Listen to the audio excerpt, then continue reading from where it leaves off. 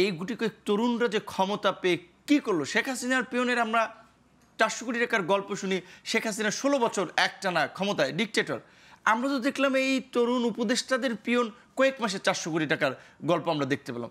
Salman F রহমানরা আপনার একেবারেই রাজনীতি করছে কয়েক দশক, তারপরে তারা দরবেশ হয়েছেন। আমরা তো দেখলাম এই ছাত্র আন্দোলনের যারা বলা চলে আইকনিক ফিগার প্রমিথিউস, কয়েকদিনের মধ্যে তাদের মধ্যেও দরবেশ তৈরি হয়েছে। সো শুধুমাত্র এখানে বিএনপির দায়টা না, এই তরুণদের জামাতেরও এখানে দায় আছে নিশ্চয়ই। আর কলকাতার এবং এই দিল্লিতে যে অফিস করার কথাটা বলছেন, আমি একটা আমার বাস্তব অভিজ্ঞতা, যেটা 2018 সালে তো আমরা কোটা সংস্কার আন্দোলনটা করেছিলাম এবং সত্যিকার অর্থে আমাদের সেটা সরকার পতনের আন্দোলন ছিল না। আমি বলবো এইবারও আমরা যতক্ষণ আন্দোলন করেছি শুরুর দিকে সরকার পতন আন্দোলন ছিল না। যখন আমরা দেখলাম এইভাবে গুলি করে নির্বিচারে মানুষ মারতেছে এবং তারা মেরেই আসলে কার্যত ক্ষমতাকে চিরস্থায়ী করতে চায় যাতে ভবিষ্যতে কোনো রাজনৈতিক আন্দোলনও না গড়ে ওঠে, তখন আমরা রাজনৈতিক দলসমূহের সাথে আলাপ আলোচনা করে একটা গণ আন্দোলন হিসেবে এটাকে দাঁড় করানোর চেষ্টা করেছি। 18 সালের কোটা সংস্কার আন্দোলনে আমাদের আলোচনার জন্য সরকার এবং আপনার মিনিস্ট্রি একটা টিম ছিল, লিয়াজু কমিটি। তাদের আলোচনায় জাহাঙ্গীর কবির নানক সাহেব একবার আমাদের সাথে খোলামেলায় বলছিলেন যে এই আপনার 111-এর আগে বিএনপির শেষ পিরিয়ডে আপনার নানক সাহেব এবং আজম সাহেব তারা এই যুবলীগের প্রেসিডেন্ট সেক্রেটারি ছিলেন।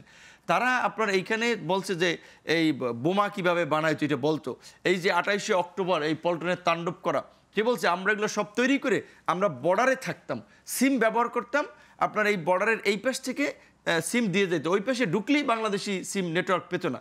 সো তখন বুঝলাম যে আওয়ামী লীগকে এইভাবে ভারত ট্রেন করে, শুধু মুক্তিযুদ্ধে না, 2011-এর ক্ষেত্রে প্রেক্ষাপট তৈরিতে ইন্ডিয়ান যে কী রোল সেটা নানক ভাইয়ের কাছে শুনেছিলাম।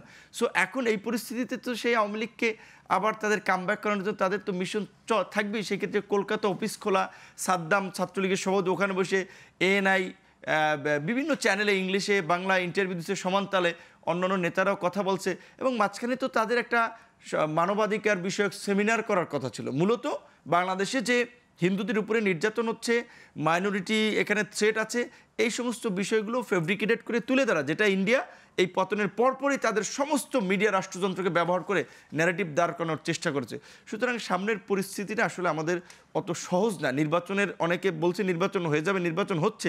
এই নির্বাচন আওয়ামী লীগ শুরুর দিকে ইন্ডিয়াও চেয়েছে নির্বাচন হোক, এখন আবার নির্বাচনকে বানচাল করার জন্যও কিন্তু আবার এই মিশন, এই নেক্সাস কাজ করবে। পাপা যে কথাটা উনি বললেন যে আসলে আওয়ামী লীগকে দরকার হতো না, কিন্তু যে পরিস্থিতি 1 বছরে তৈরি হয়েছে, সবকিছু আবার দখল হয়েছে, পাল্টা দখল, সেখানে আপনাদের নাম আছে নিশ্চয়ই, উনি নাম না বললেও আপনি এটা বুঝতে পারেন। এই যে আপনাদের যে অবস্থা, যে আপনাদের কর্মকাণ্ডের জন্য, ইসলামী দলগুলোর কর্মকাণ্ডের জন্য, যে ধরেন যেই তরুণদেরকে ঘিরে মানুষ একটা শুভ্র একটা সুপ্রভাতের স্বপ্ন দেখেছিল,